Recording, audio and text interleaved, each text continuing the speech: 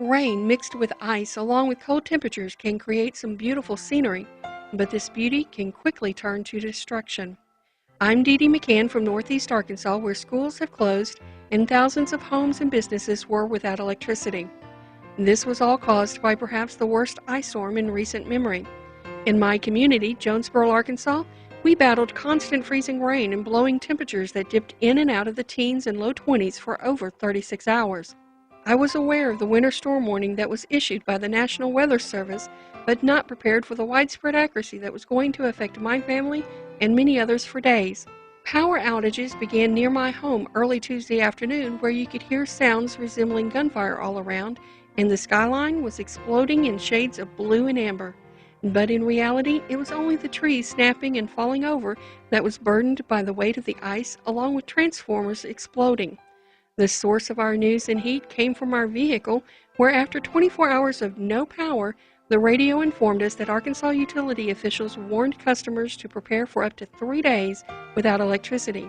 The news source later extended this projection to nearly 4 weeks in some areas. Most families, like Rick and Diane Henry of Manila and Tom Henry of Jonesboro, were prepared for inclement weather, but not to the extreme of this one. The stock of water that I had backed up for emergencies, where I thought, I had been prepared, and I thought, I had about 30 gallons of water. I thought that'd last 4 or 5 days if need be. It barely lasted like 2.5 days. It was tough dealing with it. We had prepared as much as we could. We had emergency stock of water. We had bottled water, stuff like that for drinking. Other than the fact that it just really got unbearable cold with no heat. We were dressed in layers under a couple of quilts, and we were still cold. Checking the thermostat, the temperature showed us like 36 degrees in the house. It was actually colder in the house than it was outside. Well, we had to leave our home. The number one reason was because of the temperature. It was just too cold to stay there. We could not, get warm.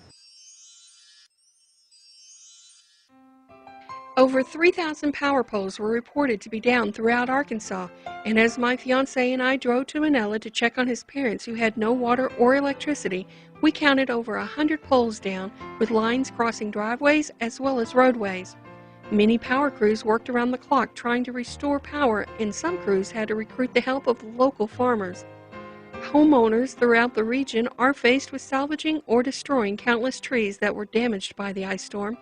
The damage included many broken limbs, snapped trunks, as well as trees just bending over due to the heavy ice load. Like many families during this time, the Henrys learned that during a disaster, family is the most important factor in helping each other survive. I was reminded of how good a family I've got and how fun it is to be forced almost by circumstances to slow down and spend time with family. Because, hey, that's better than watching TV. Yeah, that's true, because a lot of families out there, they don't usually spend a lot of time together. They're always busy going places and doing their own thing. And when they're forced to stay together like that in a confined quarters. Hey, who are you? Yeah, that's true. They don't know each other. No, they don't know what to say or do, So it is enjoyable to reintroduce your family that way. Well, like the old cliche, blood's thicker than water. And I think my son remembers, and I told him at one time, I said, when all else fails and everybody's abandoned you, you still got family. That's the main thing. It does bring everybody closer together, more appreciative. Without family, there's no reason to be here.